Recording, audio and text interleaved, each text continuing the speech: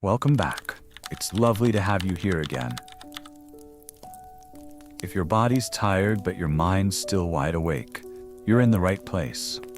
Tonight, we're turning down the noise of the modern world and drifting slowly backward, all the way to the sunlit banks of the Nile, where politics were brutal, empires were fragile, and one woman outmaneuvered them all. You've probably heard her name before, Cleopatra, the Egyptian queen, the beauty with the snake, the seductress who brought Rome to its knees. At least that's the version of her story we usually get, wrapped in scandal, dressed up for drama, softened into legend. But tonight, we're not doing that. We're peeling back the myth and settling into the real history, because Cleopatra wasn't powerful because of her beauty. She was powerful because she was brilliant, fluent in 9 languages, a master of economic policy, a ruler in her own right at the age of 18. Cleopatra was born into chaos, into a crumbling dynasty, foreign interference, and civil unrest. And somehow she didn't just survive it, she shaped it. She played Rome's most dangerous men like chess pieces: Julius Caesar, Mark Antony, even Octavian, the man who would become Augustus, Rome's first emperor, had to lie and smear her name just to beat her. So tonight, we're going to follow her story, gently, quietly, step by step, through whispered court meetings, strategic seductions, papyrus scrolls filled with accounts and treaties. You'll hear the rustle of silk, the flick of ink brushes, the distant stir of Roman armor on imported marble. And as your eyes begin to grow heavy, you may realize something simple and profound. Cleopatra didn't need to be the most beautiful woman in the room. She only needed to be the smartest. Chapter 1: Born into Chaos. The air over the Nile is heavy tonight. It's the kind of heat that doesn't ask permission.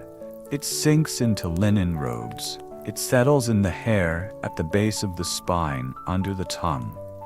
It doesn't matter if you're a merchant on the street or a noble reclining under painted ceilings.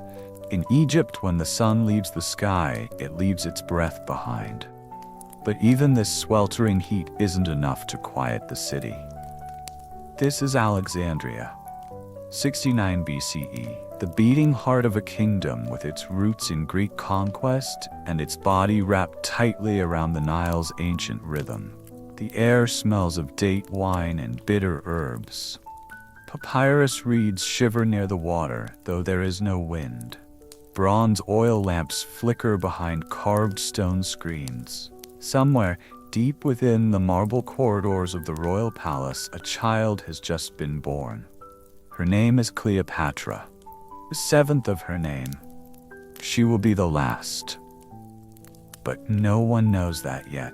Right now, she is just an infant swaddled in linen and tension.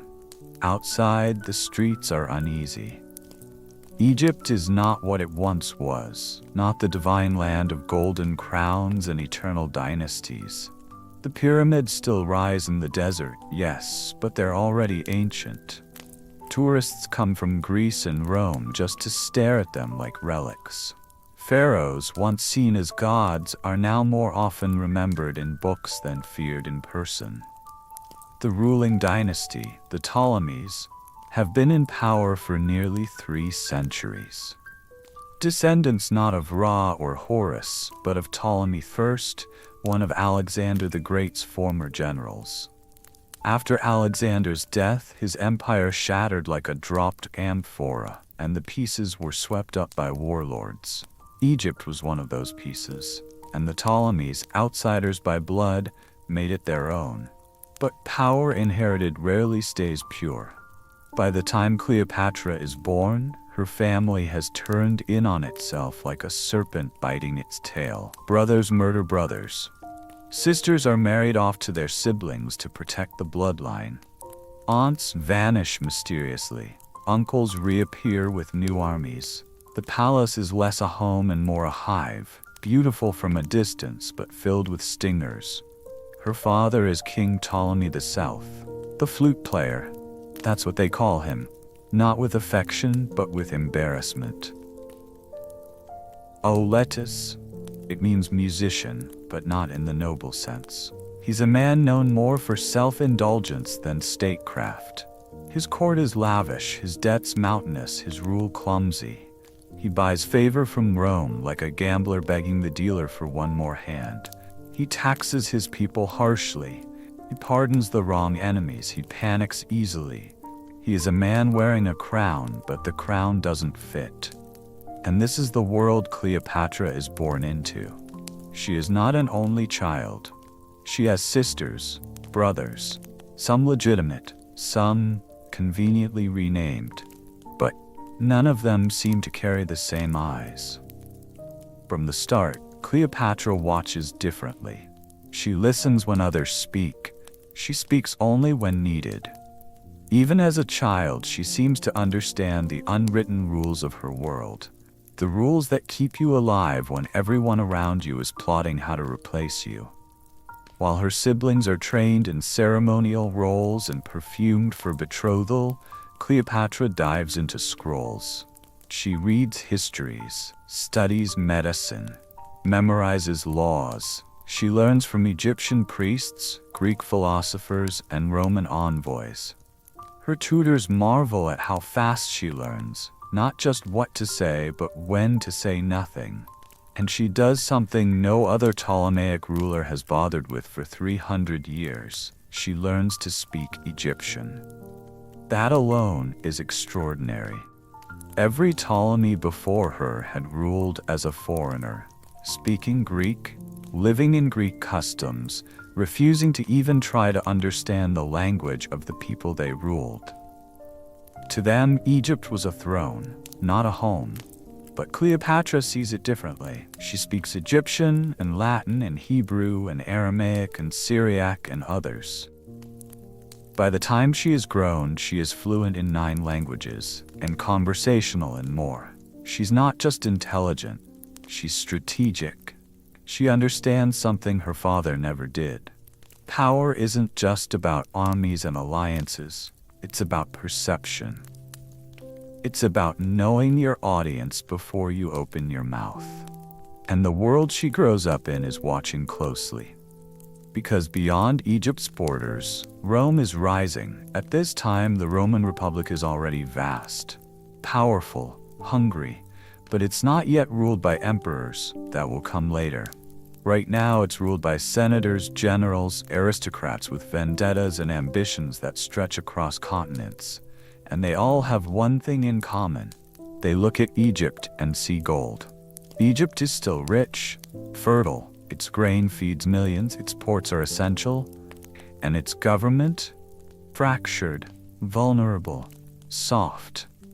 The Roman Senate keeps a close eye on Ptolemy VII. They offer support, then demand bribes. They protect his rule, then threaten his crown. Cleopatra sees it happen. Again and again. Rome arrives not with swords, but with contracts, influence, pressure. And when Egypt stumbles, Rome extends a hand, not to help, but to hold. So she learns. She learns that sometimes survival isn't about brute force. It's about timing, about reading the room faster than anyone else inside it, about giving just enough to the strong without becoming their servant. She watches her father's every mistake, his failed taxes, his Roman debts, his decisions that alienate the people and please the wrong politicians, and she stores it all away. By the time she is 14, her father is exiled, driven from the throne by his own people, fleeing Egypt under Roman protection.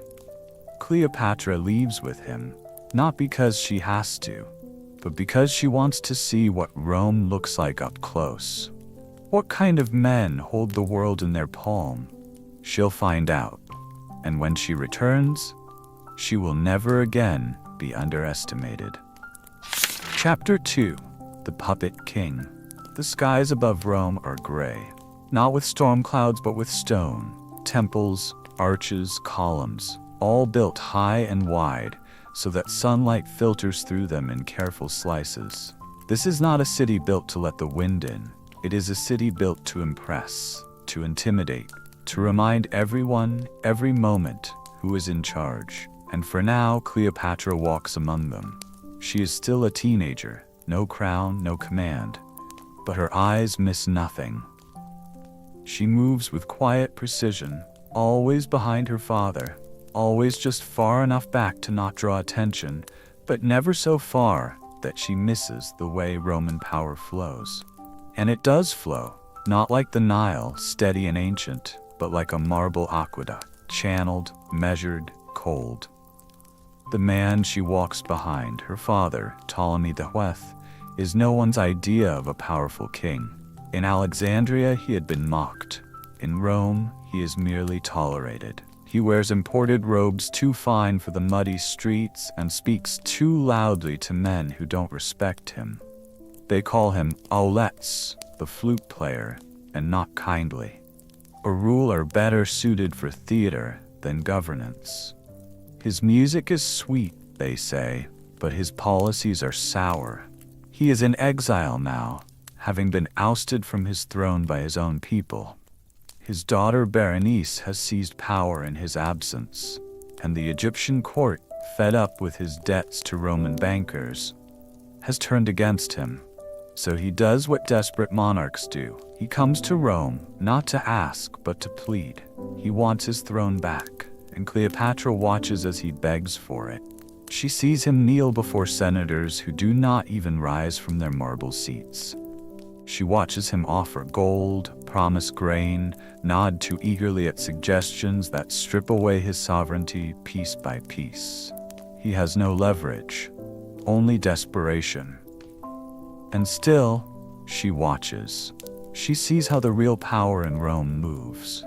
Not through votes, but through favors. Not through laws, but through relationships. She sees how men speak one way in public and another in private. How some nod in the forum and then meet in back rooms. How a senator can condemn tyranny by day and fund an assassination by night. Rome teaches her what Egypt never could. It teaches her the geometry of control, and she remembers every angle. She sees Pompey, one of the great generals of his time, make decisions not from pride, but from patience. He does not speak often, but when he does, people listen. He walks like he owns the ground. She watches how others pivot toward him, lean forward slightly, lower their voices when he enters the room. She sees how money and loyalty are the real currency, not titles. Her father does not understand this, but Cleopatra does. And when, eventually, Pompey agrees to restore Ptolemy VII to the throne, in exchange for heavy debts and open Egyptian ports, she does not forget it. When they return to Alexandria, it is not with celebration, but with Roman soldiers at their back. Her father rides in again as king, but not one the people cheer for. His re-entry is paid for, not earned. Rome has invested in him, and now they will expect a return, and they get it. Ptolemy VII raises taxes, raises them again, purges his court, kills those who questioned him, and most notably executes his own daughter, Berenice, the young woman who had dared rule in his place while he was gone. She is strangled without trial, without ceremony. Cleopatra's 16 when it happens. She doesn't speak of it. She simply watches the guards carry her sister's body away and watches how the advisors avert their eyes as they do. She files that away too. Lesson number 1. The throne does not forgive competitors. Lesson number 2. It doesn't matter if you're right, only if you're still alive. The next few years are a study in silence. Her father is king again, but more paranoid than ever. He trusts no one. He trusts Cleopatra, just enough. Enough to notice her discipline. Enough to see that she does not waste words. Enough to recognize that the other children play at nobility while Cleopatra studies it. He gives her better tutors, lets her sit near the diplomats. He begins to allow her to listen as Roman envoys return to Alexandria and ask for repayment, access, allegiance. Cleopatra learns to decipher these conversations without interrupting them. She memorizes which Roman families are funding her father's rule. She sees which senators favor Egypt's independence and which favor Egypt's annexation. And she knows the moment is coming. Her father is weakening. He has become erratic in court, sometimes forgetful, sometimes short-tempered, sometimes eerily quiet. The weight of Roman debt presses heavier each month. Cleopatra now sees him less as a king and more as a reminder of what happens when you owe more than you control. In 51 BCE, Ptolemy VII dies. Not dramatically, no coup, no riot. He simply fades into illness, into whispers, into the tombs that had waited too long. And he leaves behind a will. In it, he names Cleopatra, now just 18, as co-ruler of Egypt, but not alone. She is to rule alongside her younger brother, Ptolemy XIII, a child, only 10 or 11 years old. And Cleopatra understands immediately what this is. It is not protection. It is not fairness. It is a cage. Because the boy will be controlled by his advisors, men like the eunuch Pothinus and the general Achilles. Men who would rather have a child they can command than a woman they cannot. It is Rome's idea of balance. A woman too smart to ignore, a boy too young to resist. Pair them. Keep them fighting. Keep Egypt weak. But Cleopatra is not a girl who bows when she's handed power with strings attached. She severs them. Within the first year of joint rule, Cleopatra takes control. She issues decrees in her own name. She has her face placed alone on Egyptian coinage. She addresses audiences without her brother present. She dons the ceremonial dress of Isis, not to play a role, but to reassert her divine authority in Egyptian eyes. And the people respond. The upper classes murmur in scandal, but the merchants, the priests, the farmers, they see something different. They see a ruler who speaks their language, literally. A ruler who does not need Rome to speak for her. They begin to call her not just Cleopatra, but Philopatris, she who loves her country. But power never shifts. By 50 BCE, tensions in the court reach their breaking point. Her brother's advisors, led by Pothinus, accuse her of arrogance, of overstepping. They claim she is plotting to seize control fully, which is not a lie, but not the point. And one night, while she is traveling with her entourage, Cleopatra is exiled, not formally, not with decree or debate, just locked out. Her face disappears from coins, her access to the treasury is cut. Her name is no longer listed among the rulers and official papyri. She is 20 years old, stripped of title, stripped of power, stripped of home, but not of resolve. She flees to Thebes, then to Syria, where she begins to gather support. Because Cleopatra knows better than anyone, the fight for Egypt is not over, and she has not spent her life studying power just to surrender it now. She's already planning her return, already building her army, already preparing her entrance. Because Egypt doesn't need a puppet, it needs a queen. Chapter 3. The River Queen. The Nile has always known how to wait. It is not a river of sudden violence like the Tiber in Rome. It does not flood with anger or dry out in protest. It flows with patience, sometimes swelling, sometimes retreating, but always returning, always pulling everything back to itself. Cleopatra understood this. In the months following her exile, she traveled far from the throne, but she never left her country in spirit. She stayed close to the river, close to the cities that fed from it, close to the memory of where power used to sit and might soon sit again. And as she traveled, not as a queen, but as a woman in exile, she saw her people more clearly than ever before. She saw the farmers whose grain was taken to pay Roman debts, She saw temples crumbling from neglect, priests unsure whether to call her name or erase it. She passed children who spoke of her brother as pharaoh, but whispered her name instead. The statues had changed, but the faces had not. And Cleopatra, dressed in plain linen, wrapped in heat and dust and growing resolve, knew exactly what she had to do. She would return, not as a supplicant, not as a plea. She would return as the rightful ruler, not because she had been named one, but because she had become one. But strategy requires more than courage, and Cleopatra had learned not just to wait, but to prepare. In the weeks after her escape, she established herself along the eastern border of Egypt, near Pelusium, the gateway city where desert met water, and where invaders were welcomed or turned away. From here she gathered allies.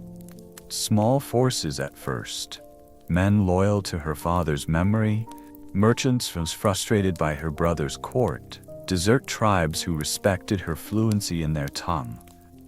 She promised them stability. She promised protection, but more than that, she offered presence. Cleopatra didn't lead from a tent or speak from behind a curtain. She appeared at night in the sandstorms. She walked the edge of her camp with her cloak wrapped tightly against the wind. She asked questions, she listened, she made decisions that had nothing to do with ceremony, only survival. Food, routes, timing, protection, movement. It wasn't a royal campaign. It was a recovery. Her forces were small but loyal, and slowly, carefully, she inched closer toward the Nile Delta, closer toward the crown that had been taken from her. She knew the court in Alexandria was watching. She knew spies reported her every step, but she did not hide. She advanced like the river, steady, unwavering, inevitable. And yet, in the middle of her plan, something changed. Because across the sea, Rome was falling apart. Julius Caesar, ambitious, brilliant, dangerous, had crossed the Rubicon. He marched on Rome itself, breaking every tradition of the Republic, sending senators fleeing, igniting civil war. The great Pompey, once Caesar's ally, now his enemy, fled the capital. His influence stretched across the eastern Mediterranean, and he sought allies wherever they remained, including in Egypt. And suddenly, the quiet conflict between Cleopatra and her brother was no longer a family feud. It became a stage for Roman politics. The child king, Ptolemy XIII, still manipulated by his advisors, saw this as opportunity. If he could support Pompey, he could gain Rome's favor and cement his rule. And so, when Pompey arrived at the Egyptian coast, defeated, cornered, desperate for refuge, Ptolemy's court pretended to welcome him, and then murdered him on the shore. Stabbed him as he stepped from the boat, beheaded him, left his body in the surf.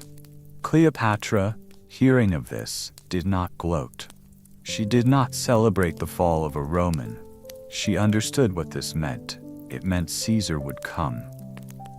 And when he arrived, furious at the death of his former ally, both mourning and politically calculating, he would come not as a diplomat, but as a judge.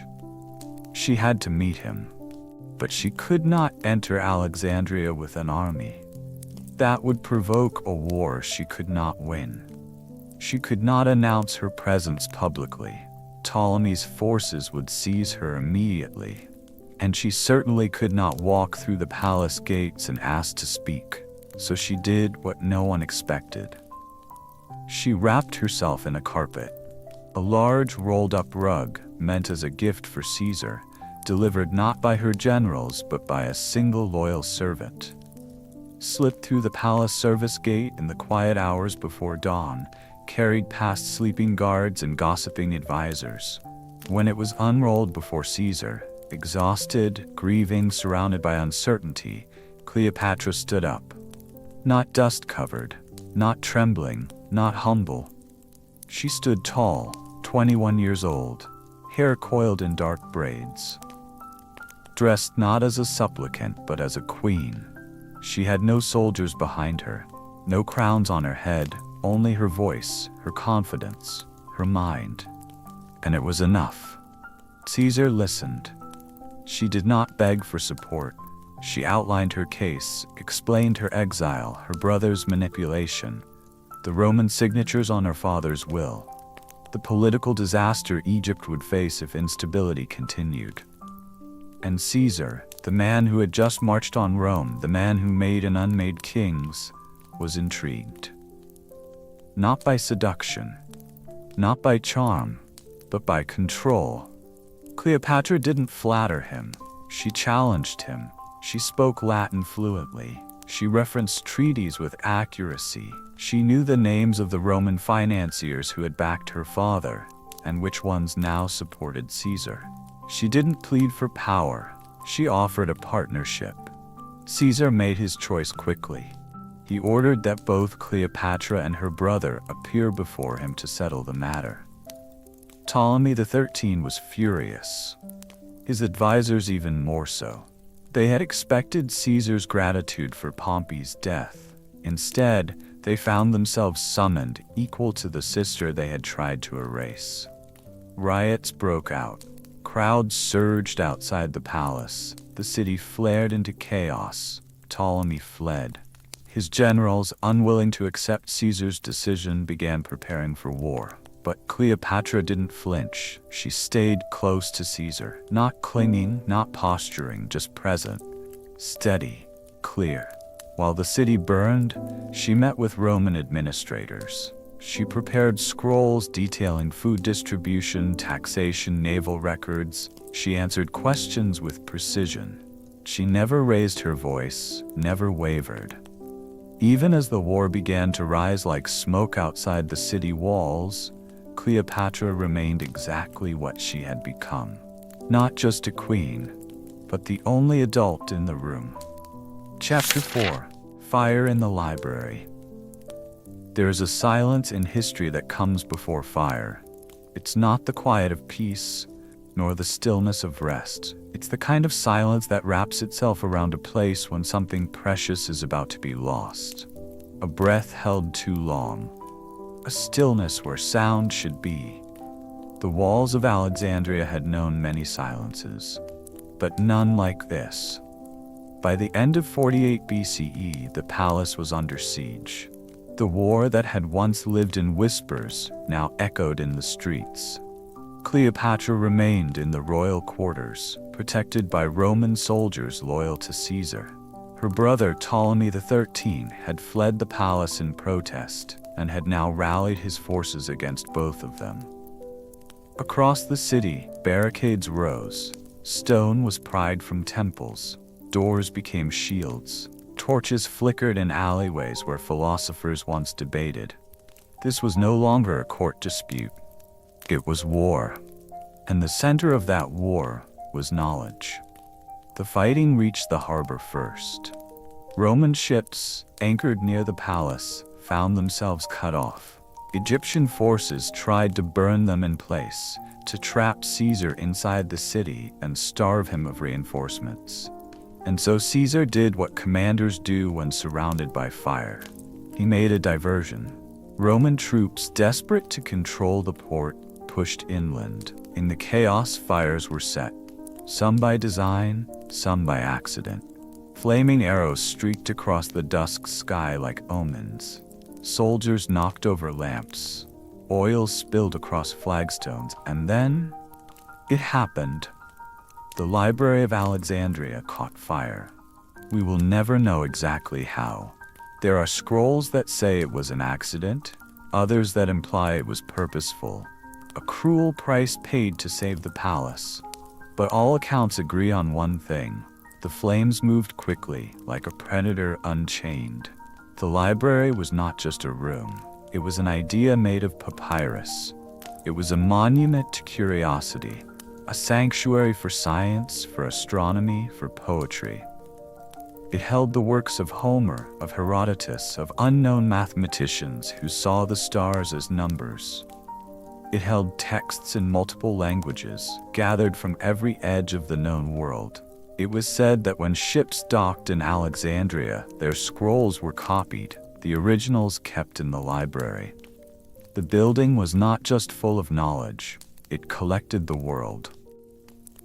And now, it burned. The orange light spread through the stone arches. The dry reeds of papyrus curled black at the edges, then disintegrated into ash. The flames climbed the wooden shelves like ivy. Books that had lasted centuries collapsed in minutes. Smoke swallowed starlight. Words written by long-dead thinkers were turned to cinders in silence. Cleopatra saw it from the palace. She had not ordered it. She had not even known it was happening.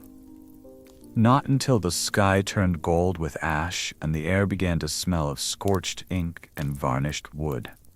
And yet she understood immediately what was being lost. It was not just a library. It was a history of understanding. It was proof that thought had mattered here, that ideas had once been more powerful than armies. But now, armies were all that remained. Outside the palace, the fighting intensified. Ptolemy's men surged forward. Roman forces pushed them back with shields and fire. The narrow streets became choked with bodies. The canals ran thick. It was said the blood mingled with the Nile that month. Cleopatra could not stop the war, but she did not run from it. She remained near Caesar, not as his hostage and not as his mistress, but as his political equal. She advised him on troop movements. She sent messengers into the city with warnings. She drafted statements assuring the people that this war was not the end of their city, but a fight for its soul. The people weren't sure if they believed her, but they listened, because they remembered what it looked like to have a queen who didn't flee when danger arrived. And then came the worst moment of all. The fire crept toward the palace archive, a smaller repository of knowledge within the palace compound, where royal documents, sacred texts, treaties, and religious records were stored. Cleopatra sent servants to form a line from the reflecting pools, passing buckets hand to hand in silence. Pages were pulled from the flames by wet hands, one scroll at a time, one page at a time. They could not save everything. They could only save something. Cleopatra walked through the smoke in silence that night. No robes, no crown. Her face smeared with soot, her fingers dark from ink and ash. She helped carry what could be carried. She stood beside the wall and watched as the last beam of the library collapsed in a cloud of cinders. She did not cry, because this was not the time for mourning. It was the time for recording. Even as the embers cooled, she ordered scribes to begin preserving what could be remembered from memory. Titles, authors, subjects. Notebooks were filled with the names of what had been lost, as if knowing what was gone might someday help someone bring part of it back. The next morning she addressed her court, not in grand ceremony, not from a throne, but in the open courtyard of the palace where ash still fell like snow. She told them Alexandria would rebuild, that the city was more than stone and scrolls, that a library lost did not mean knowledge had been defeated, that ideas, when remembered, could be rewritten. And then she told them what Rome had already begun to whisper, that her brother's rebellion had cost the city more than power. It had cost them part of their soul. It was not long after that the war turned. Roman reinforcements arrived by sea. Ptolemy XIII was captured near the Nile and reportedly drowned trying to flee. The remaining resistance fractured, and Cleopatra, standing in the ruins of her own city, was declared Queen of Egypt, not by inheritance, not by ceremony, by survival. She was now 21 years old. The city around her bore the scars of siege. The palace still reeked of smoke. The streets were quieter, the scholars fewer. The library was gone, but the queen remained, and what she lost in scrolls, she gained in memory. Because Cleopatra had seen what happens when men play with fire. She had watched her brother's pride burn a world he couldn't understand. She had watched Caesar make decisions too fast and Rome act too late. She would not make those mistakes. She would not lose the next war to arrogance. From now on, she would rule with a mind sharper than any sword and a memory deeper than any vault. And Alexandria, still broken, still smoldering, would rise again. Not just with stone, but with strategy, and her voice would lead it. Chapter 5: The Child and the Crown. After the smoke lifted and the broken stones were cleared, Alexandria did not return to what it had been. It became something else. Rebuilt, but marked. Alive, but slower. The great harbor still shimmered with light, and the sails of merchant ships still passed through the marble mouths of its canals. But the scholars walked quieter now. The temple priests recited their hymns with a shadow behind each word. The walls that once echoed with debate now held the silence of a city that had tasted the edge of extinction. And in the center of this new Alexandria, Cleopatra ruled. She did not celebrate her return to power with feasts or parades. There was no coronation, no public boast. The war had taken too much for ceremony. Instead, she simply began, one command at a time, one meeting at a time, one decision after another, made with precision and calculation. The grain shipments resumed. The temples reopened. The taxes, though steep, were structured. The economy, though wounded, began to breathe again. And through it all, Cleopatra never stopped moving.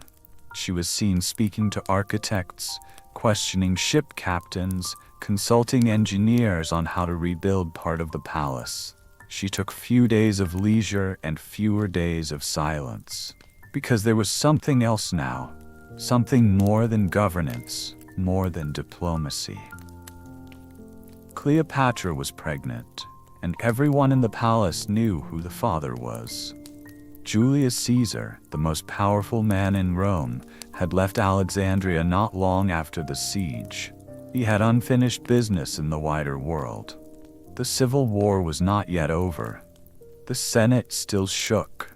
Pompey's allies remained. Caesar had secured Cleopatra's throne with Roman steel, but he had done so with caution. His alliance with her was pragmatic, a blend of politics and attraction. But what grew from that alliance could not be governed by law. A child, a son, Caesarion. The name meant Little Caesar, but there was nothing little about the implications. From the moment word spread of the boy's birth, speculation caught fire like kindling across the empire. Whispers flowed through Alexandria's libraries and Rome's bathhouses alike.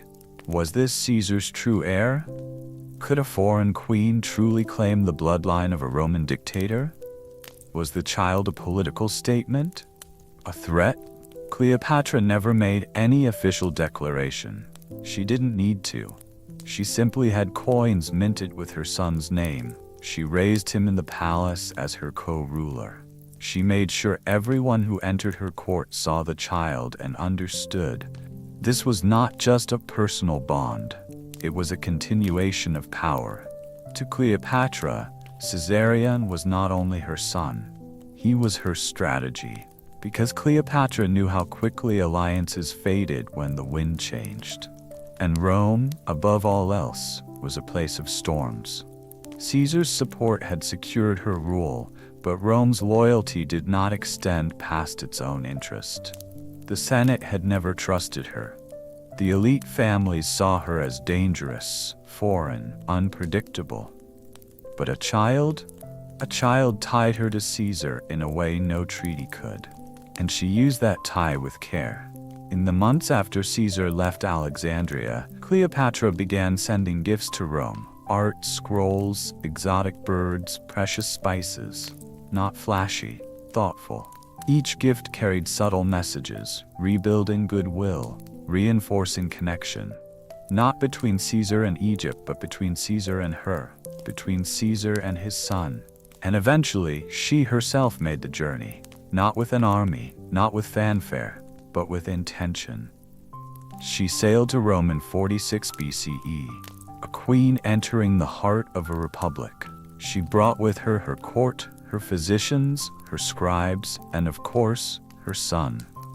Her barge arrived with gold-leaf sails and perfumed linens, not as vanity, but as statement.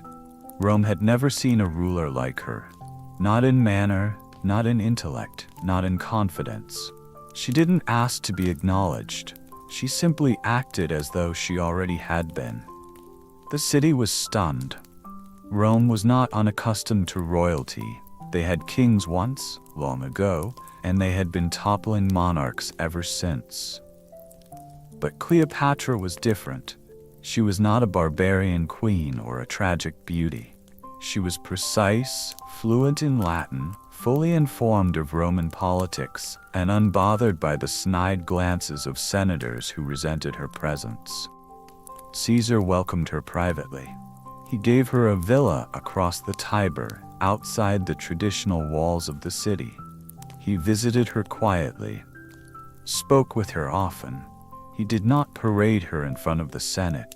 Rome was not yet ready to see him standing beside a foreign queen. But neither did he distance himself. He let the rumors rise. Cleopatra, for her part, made no speeches. She did not seek the stage, but she watched. She attended Roman performances, listened to debates, studied the buildings and roads. She walked the markets disguised in simpler robes, observed how the city beat and shifted. She wanted to understand Rome from the inside, not because she sought to rule it, but because she knew it was the key to everything she did rule. And she observed something strange. For all Rome's power, its roots were brittle. The Senate seethed beneath Caesar's reforms. The elite muttered in wine-soaked corners about betrayal. Caesar had accepted a dictatorship, not a temporary one as others had before, but one that stretched into years. And he had begun to speak just barely about legacy, about stability, about bloodlines. Some whispered he would make himself king, others feared he already had. Cleopatra said nothing, but she had brought Caesarion to Rome for a reason. Because while Caesar had other heirs, legitimate or otherwise, none were as politically symbolic as the child born of a queen. A child who could rule not only Rome, but Egypt, who could bridge empires, who could carry bloodlines older than any senator dared to speak aloud. But Rome, as always, preferred daggers to diplomacy. The tensions rose. Caesar began wearing purple, the color of royalty. He accepted honors, statues, festivals. He returned from campaigns and walked like a man who no longer believed in compromise. And in March of 44 BCE, in the shadowed chambers of the Senate, they killed him. 23 wounds, 60 senators, one fallen dictator. And Cleopatra, she was still in Rome, still in her villa, still with her son. And when she heard the news, she did not scream or flee. She did not throw herself at the forum gates. She simply packed her things, quietly, quickly, with precision, because she understood something the Romans never had. Power does not end when the man dies, it ends when the idea dies. And Caesar's idea, the one she had wrapped her future in, now lay bleeding on the Senate floor. She returned to Egypt in silence, her son in her arms.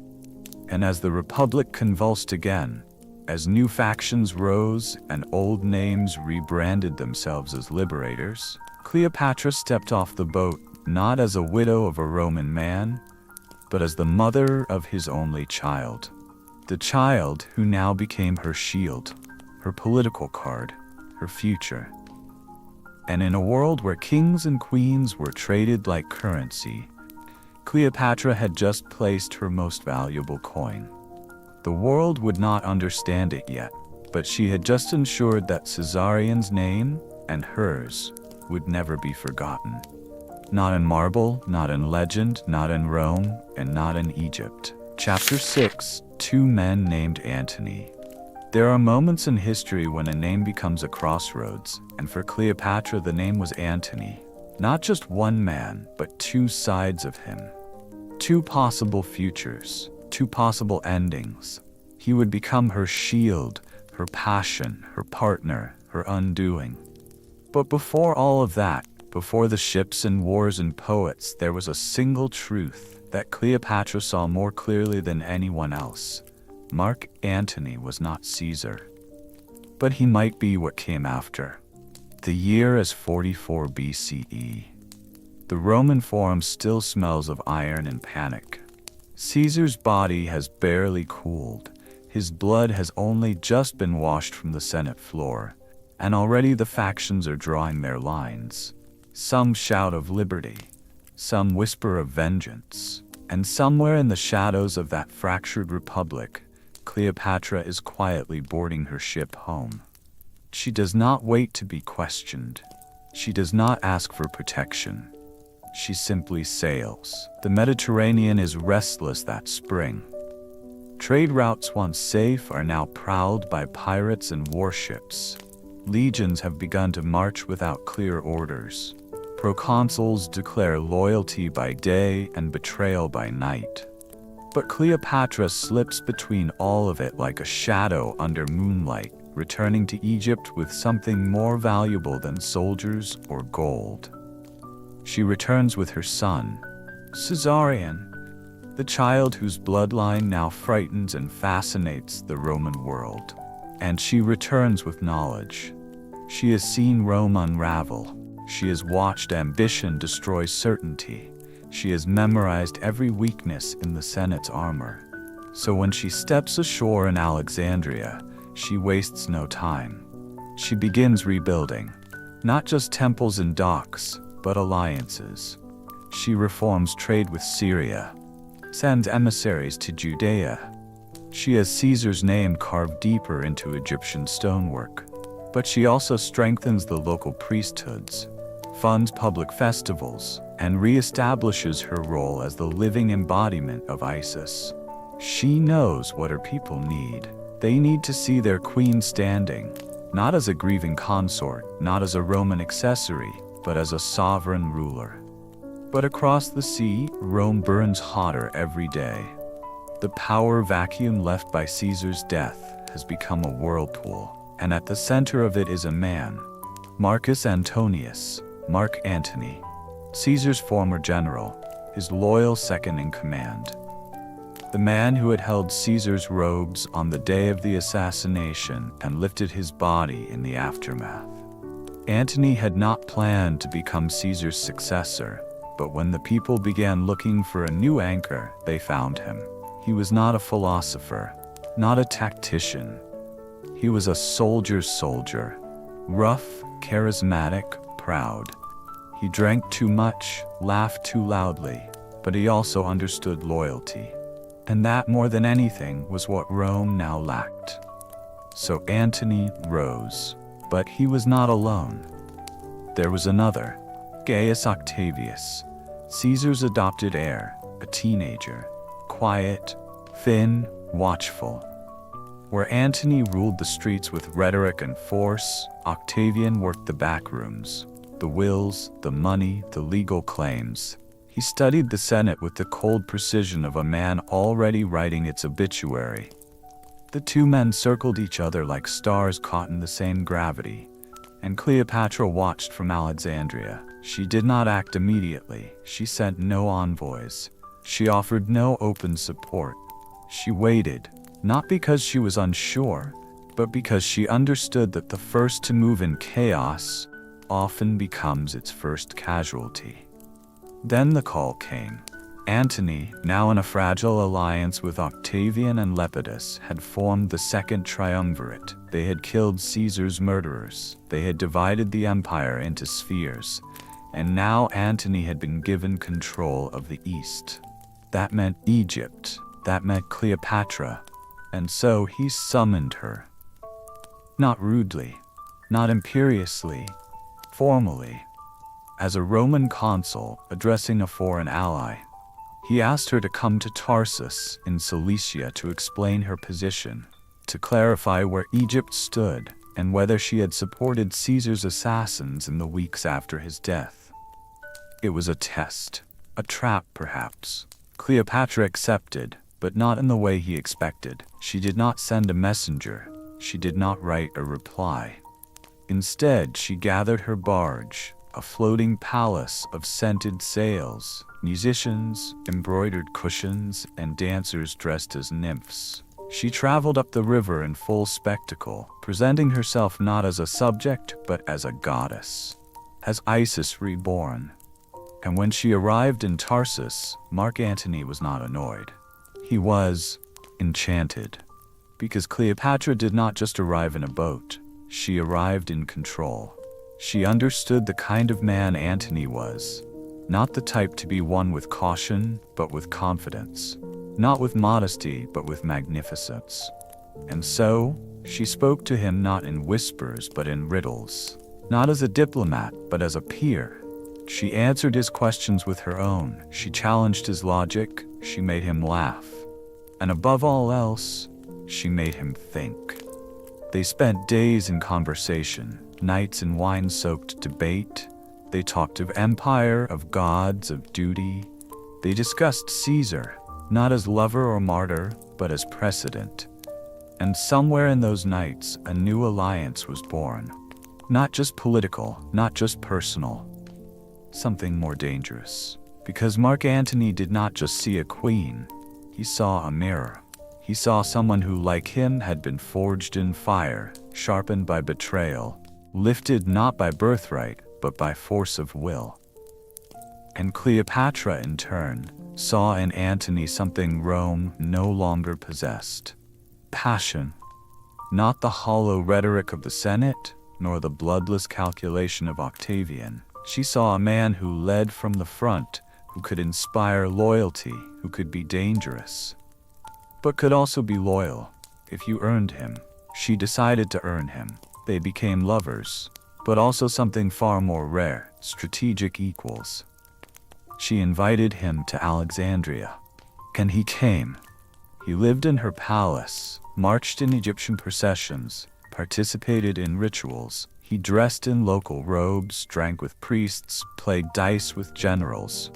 The Roman world sneered, called him seduced, bewitched, emasculated. But Cleopatra saw something else. She saw her future being rewritten. Antony was now her ally in every sense. He pledged to support Egypt's independence. He helped secure her borders. He even ordered the execution of her younger sister, Arsinoe, who had once led a rebellion against her and now lingered in Roman custody.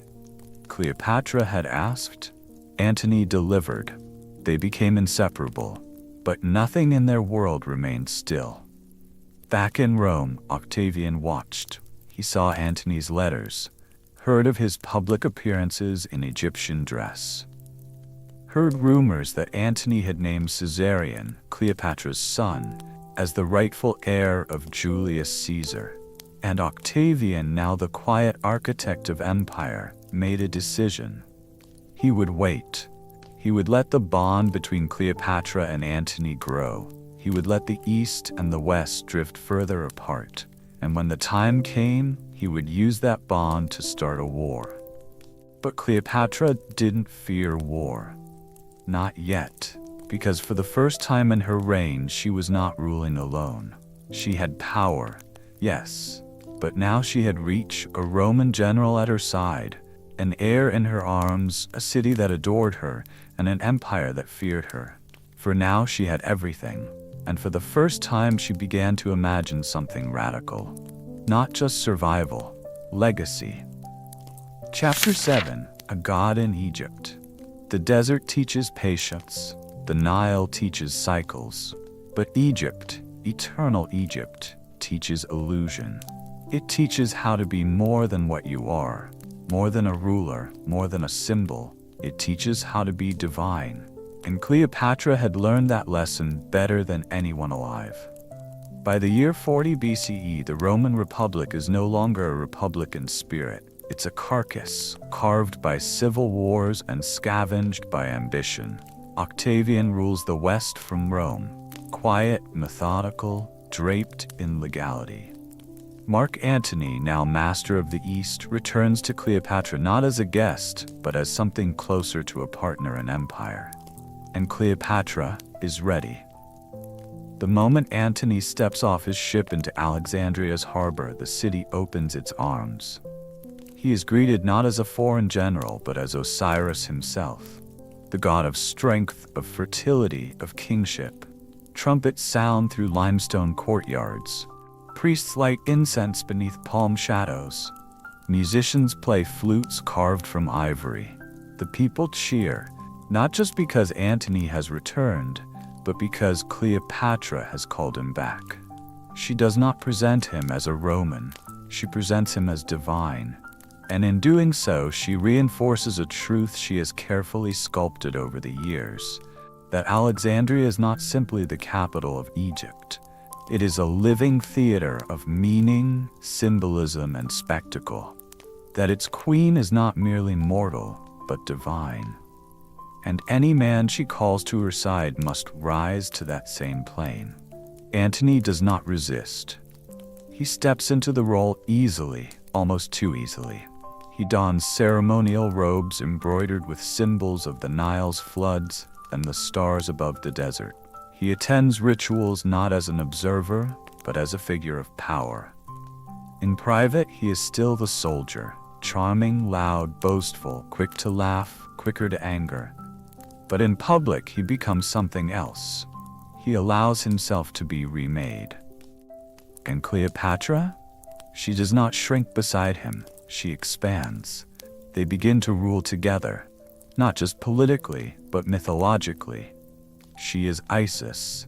He is Osiris. Together, they embody the harmony between Egypt and Rome, the feminine and the masculine, the living and the eternal. But even as the pageantry blooms, the politics deepen. Their days are not spent in idleness.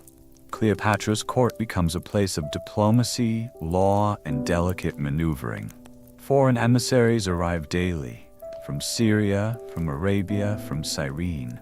Cleopatra holds court with scrolls laid across her lap, maps spread wide across her chambers. She listens to reports, questions policy, orders reforms. Antony attends, sometimes offering input, other times letting her lead. This is not a court of indulgence. It is a nerve center for a new political axis. Antony needs Egypt's wealth. Cleopatra needs Rome's protection. But beneath those needs is a deeper design. They are laying the foundation for something larger. Not just defense, but expansion. And then the children come.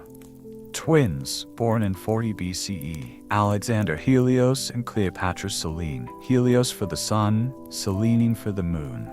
Names chosen not at random, but with clear celestial intent. The Roman world may have frowned at the spectacle of their union, but here in Alexandria, their offspring were greeted with awe. The children were born of two worlds, their parents celebrated as incarnations of the divine. A few years later comes another child, Ptolemy Philadelphus. Cleopatra now has 4 children, 3 by Antony, 1 by Caesar. Each child a thread in a web she has been weaving since her exile. But not everyone is blind to her intentions. In Rome, Octavian watches. He watches as coins are minted in Alexandria bearing the images of Antony and Cleopatra side by side. He watches as their children are dressed in royal silks and offered titles before they can speak. He watches as Antony grants lands, real Roman territories, to Cleopatra and her heirs.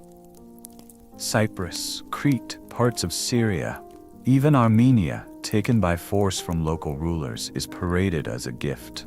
And then, the most audacious move of all. In 34 BCE, Cleopatra and Antony staged the donations of Alexandria, a ceremony unlike any Rome has ever seen. On a grand stage in the gymnasium, they appear seated on golden thrones, dressed not as rulers, but as gods. Their children are arrayed beside them, each wearing crowns of far-off kingdoms. Before an audience of thousands, Antony declares Cleopatra Queen of Kings, and Caesarion, her son by Julius Caesar, King of Kings. He publicly affirms Caesarion's legitimacy, elevating him over Octavian's claim to Caesar's legacy. It is a stunning, calculated, and deeply dangerous act, not because it is illegal, but because it is clear. This is no longer about survival. This is a bid for supremacy. Cleopatra is no longer defending her throne, she is claiming Rome's future.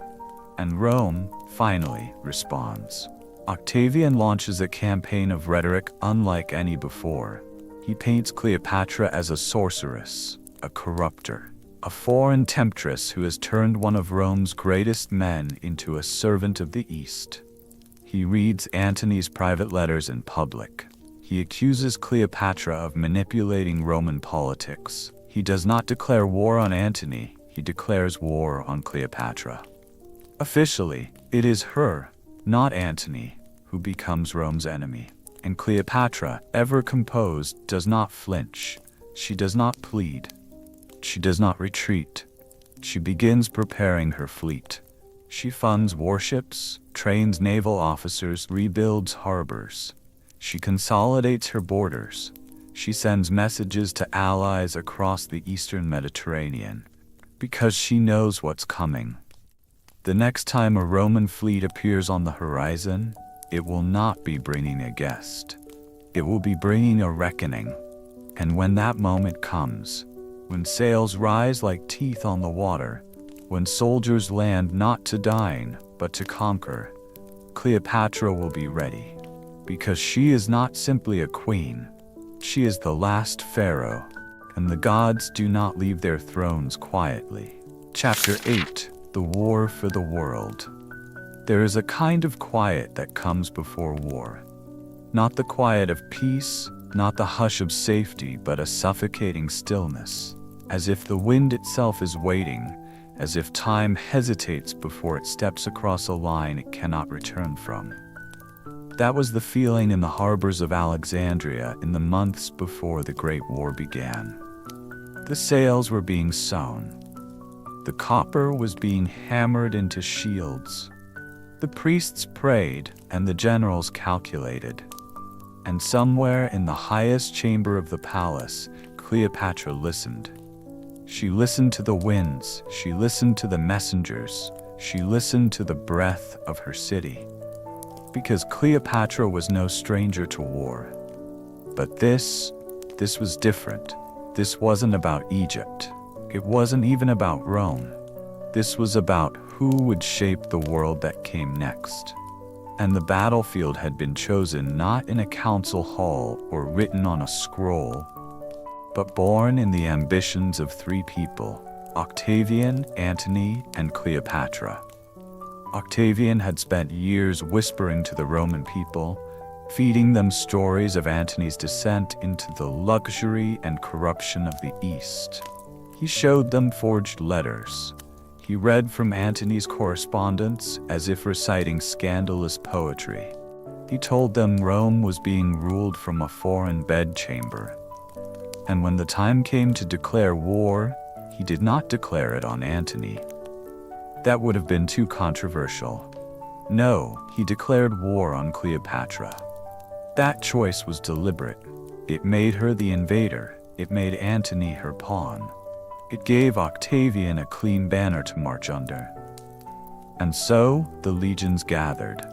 Across the sea, Antony and Cleopatra prepared in kind. Their strategy was both ancient and modern. They knew that Egypt's strength lay in its wealth and its ships. The Roman army was vast and disciplined, but Cleopatra's navy, built with Phoenician help, funded by Egyptian gold, stocked with Eastern grain, was one of the largest ever assembled in the Mediterranean. Over 500 ships, thousands of sailors. A navy meant not just for defense, but to command the sea. They chose the harbor at Actium on the western coast of Greece to make their stand. A narrow bay, a strategic bottleneck. The idea was sound. If Cleopatra and Antony could control the straits, they could cut off Octavian's supply routes, isolate his troops, and starve out the coming invasion. Their fleet was larger, their ships stronger, their positions fortified. But numbers alone don't win wars. Not when weather, morale, and timing refuse to obey the plans drawn in candlelight. As the days passed into weeks, the tension around Actium deepened. Skirmishes broke out on the coastline. Roman scouts raided supply lines. Disease began to stir in the stagnant water near Antony's camp. His generals argued. Some resented Cleopatra's influence. Others began to question Antony's leadership altogether. Inside the command tents, the atmosphere turned bitter. Antony, once the soldiers' general, rough, charming, decisive, began to falter. Reports from Rome brought news of Octavian's increasing popularity. More Roman legions began pledging themselves to the Western cause. Some of Antony's own allies defected, their ships sailing quietly across the bay at night to join the enemy. And in the middle of this unraveling storm stood Cleopatra. She did not scream. She did not break. She reassured her captains, paid the soldiers, fed the sick, reorganized the dockyards. She knew that the empire's fate would not be decided in a single moment, but in a series of carefully managed collapses. And she would not allow her side to collapse first. Still, even she could see the shift. The tide was no longer in their favor. Octavian's forces, though smaller at sea, were faster. His commander, Agrippa, began raiding the southern coastline, forcing Cleopatra and Antony to overextend their lines. The strategy was subtle and brutal. Cut off their exits, drain their morale, disrupt their rhythm. By the first week of September, 31 BCE, Antony knew he had to act. He called for battle. And on the morning of September 2nd, the bay at Actium bloomed with war.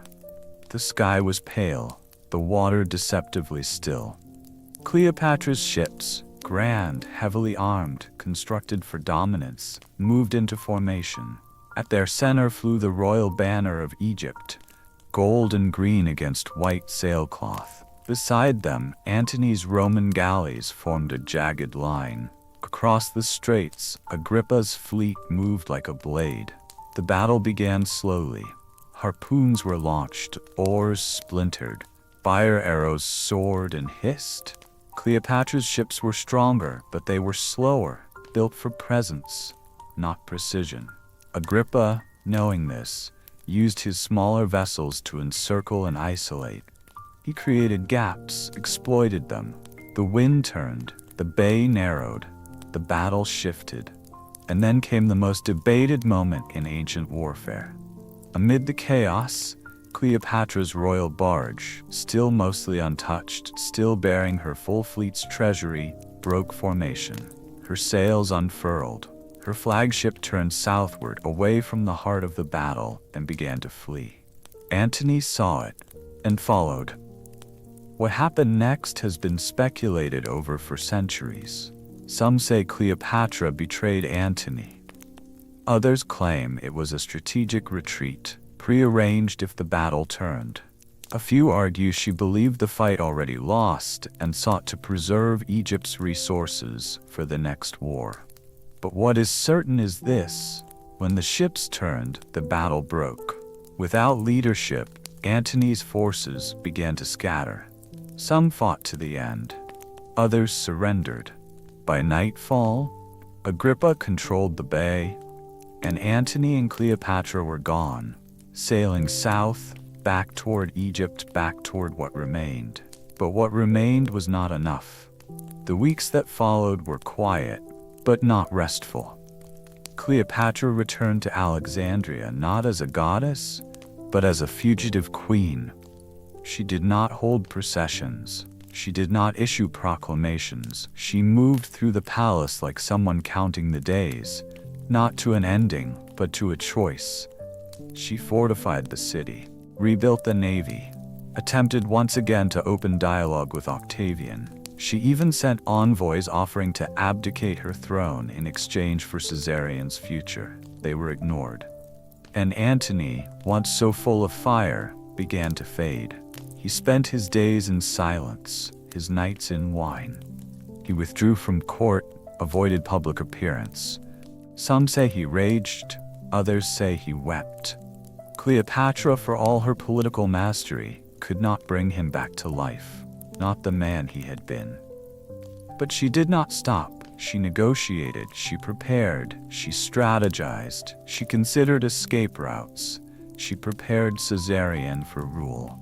She weighed every option with the mind of a queen who had survived longer than anyone ever expected her to. But war had already reached her gates. Octavian's forces sailed across the sea, took Cyprus, took Pelusium. Cleopatra's generals fell one by one, her fleet scattered. She had survived exiles, rebellions, fires, assassins, civil wars. But this time, she would not survive Rome, not forever. And so in the silence that followed Actium, Cleopatra began preparing not for her escape, but for her legacy. Because she understood something Octavian never did. Empires die, armies rot, thrones fall. But stories survive. And she was not done writing hers. Chapter 9. Ashes and Inks. There comes a point in every fall when the silence is louder than the descent. When every echo of the past is louder than the footsteps chasing behind you. That was the sound in Alexandria in the final weeks of Cleopatra's reign. Not the noise of armies or the roar of fire, but a layered, heavy silence. The kind that comes when a city is still alive, but knows it's dying. The walls still stood. The streets were not yet rubble. And yet, the people moved through them like ghosts. Quiet, careful, eyes wide with the kind of fear that doesn't speak.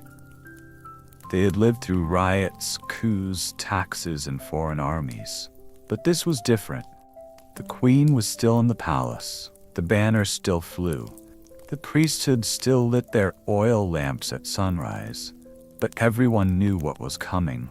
Rome was coming, and this time no fleet would stop it. After Actium, Cleopatra had returned to Alexandria with what remained of her forces. The royal fleet had been broken. Antony's command had been shattered. And although the city still glittered under the Mediterranean sun, it was no longer the capital of a kingdom. It was a target, a prize, the final thread in a vast political tapestry that Octavian intended to cut cleanly and permanently. Inside the palace, Cleopatra moved like the last flicker of a candle. Not because she had given up. She never did that. But because she had shifted her focus. She no longer plotted how to preserve power.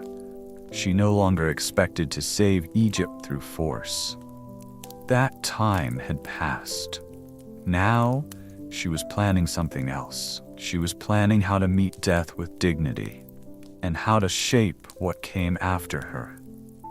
Antony, meanwhile, had retreated into a world of fading echoes. The man who had once commanded legions, who had shouted across the forum and ridden at the head of parades, now sat in long silences. He avoided the eyes of his captains. He spent hours alone in the shadowed corners of the palace, staring out at the sea. It was not grief that consumed him. It was displacement. Mark Antony was a creature of motion, of charisma, of battlefield certainty. But the collapse of his military command, the disintegration of his alliances, and the realization that Rome had turned fully against him, left him with no footing. And unlike Cleopatra, who had lived her entire life on the edge of uncertainty. Antony had never learned how to float in that kind of water. Still, Cleopatra did not abandon him. She spoke with him gently, sat with him during meals, held his hand when he said nothing for hours. She sent for poets and musicians. She tried, in her own subtle way, to bring back the man who had once helped her shape an empire. But nothing stirred. Outside the city, Octavian's legions arrived in waves, first at Pelusium, then pressing westward. Envoys were sent. One by one, Cleopatra's former allies defected or surrendered. The Roman banners crept closer. And then, one day in late July, came the rumor. A false report, perhaps intentional, perhaps cruel. The message reached Antony through a trembling servant. Cleopatra was dead. She had taken her own life. The effect was immediate. Antony, upon hearing the news, said nothing. He simply stood, walked slowly to his chambers, and gave his final order. He asked for his sword. Not his ceremonial one, his battle-worn gladius, the one he had used for decades, the blade that had been with him in Parthia, in Gaul, at Philippi, and most recently at Actium. And then, without flourish, he fell on it.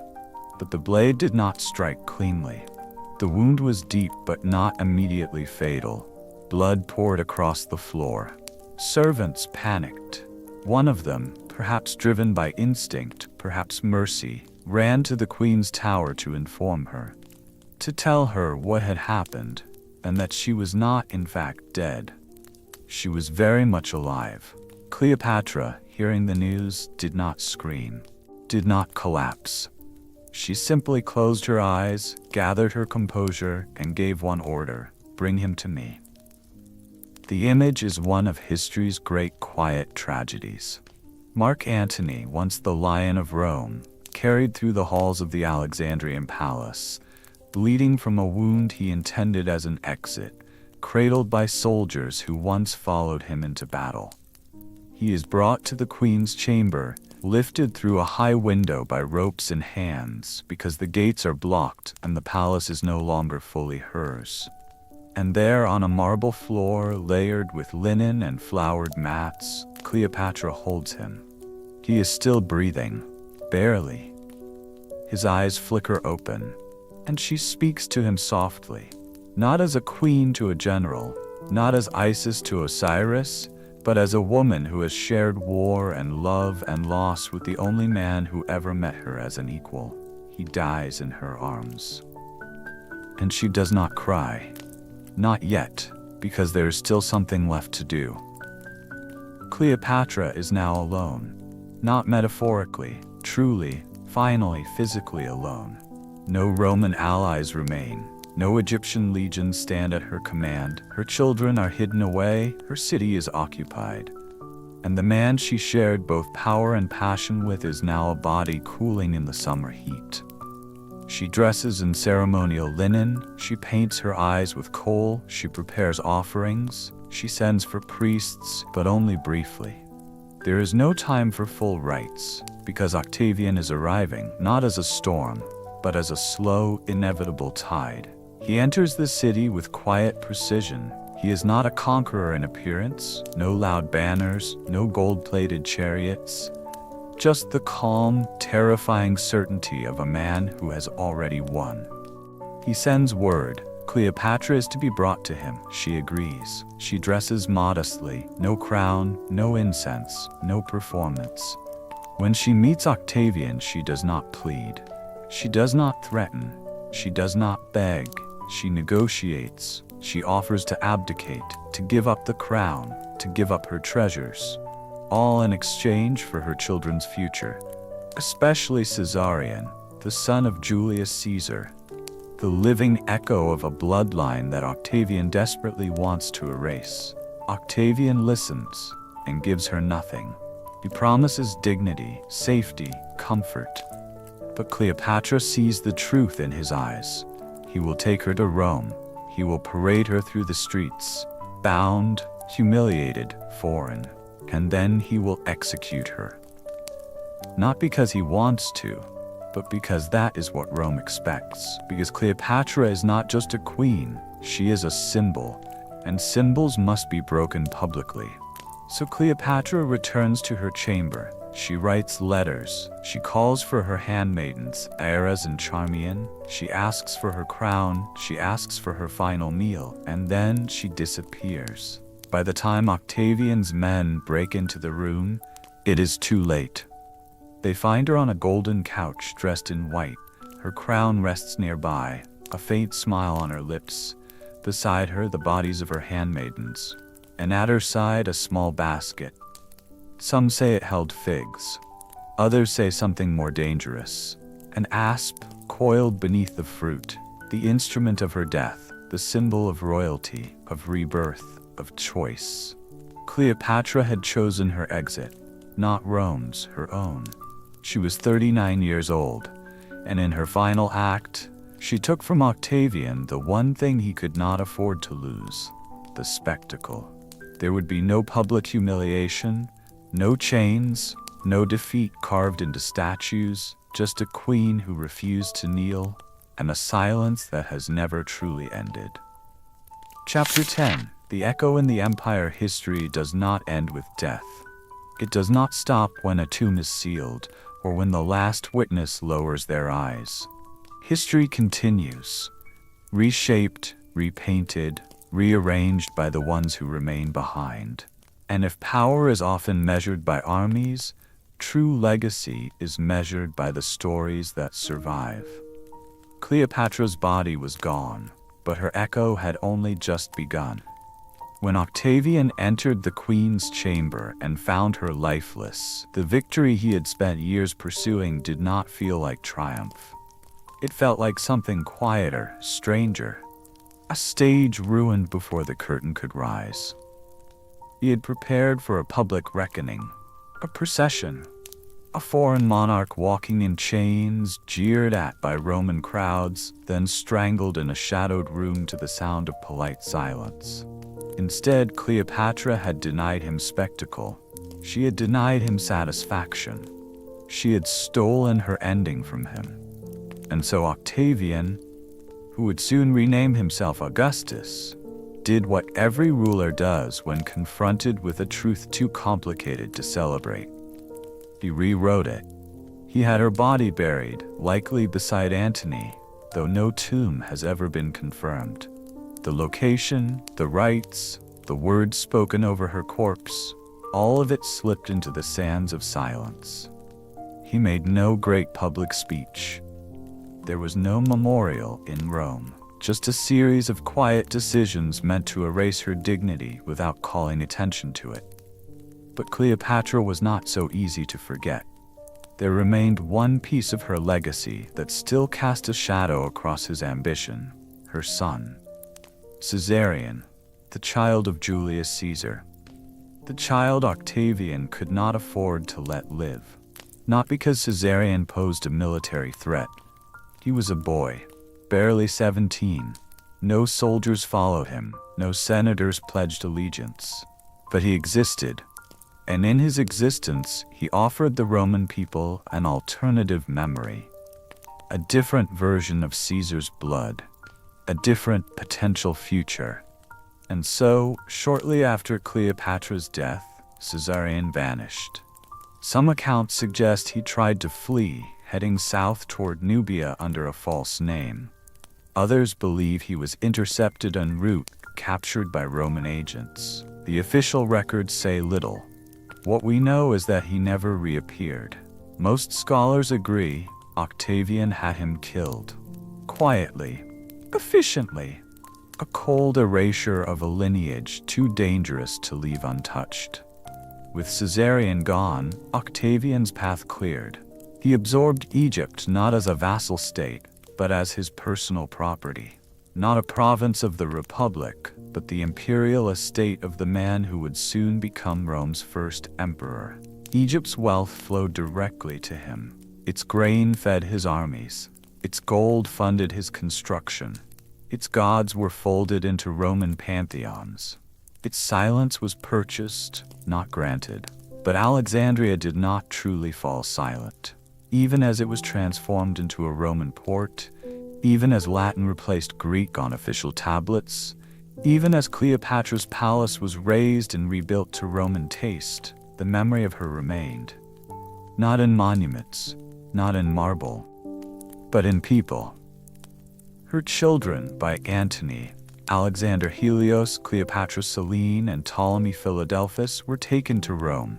There they were paraded in Octavian's victory celebration, displayed in golden chains, their foreign faces used as trophies to affirm his triumph over the East. It was a display of dominance, a reminder that no dynasty, no queen, no god-king line would ever rise above the will of the new empire. But even this gesture of cruelty failed to extinguish Cleopatra's legacy. Because in Rome, her daughter Selene survived, and in time, Selene would marry King Juba II of Mauritania, becoming queen in her own right. She would rebuild cities, sponsor art, and carry her mother's memory into a new realm. A living line of influence that reached further west than any Ptolemaic ambition ever had. She bore children, built monuments, ruled wisely. Cleopatra Selene was not her mother, but she was proof that Cleopatra had never truly been erased. Back in Rome, Augustus began shaping his own image with the same precision Cleopatra had once used. He had temples built, poets commissioned, statues raised. He recast his war against Cleopatra not as a civil war, but as a defense of Roman virtue against Eastern decadence. He had the luxury of defining the past. Virgil, in his Aeneid, painted Cleopatra as a foreign enchantress, a threat to Roman morality, a woman who seduced Rome's greatness into weakness. Horace called her mad. Livy ignored her brilliance and exaggerated her vanity. The story over time hardened into a caricature. Cleopatra the temptress, Cleopatra the distraction, Cleopatra the dangerous beauty. But history has a habit of slipping through the cracks of propaganda. Because the facts remained. Cleopatra was the last of the pharaohs, the last sovereign ruler of a dynasty that had stretched over 3 centuries. She spoke 9 languages. She governed a fragile kingdom for over 2 decades during one of the most volatile periods in ancient history. She played Rome's greatest men, not with seduction, but with intellect, with timing, with an understanding of power that rivaled any general's sword. She was not just a queen.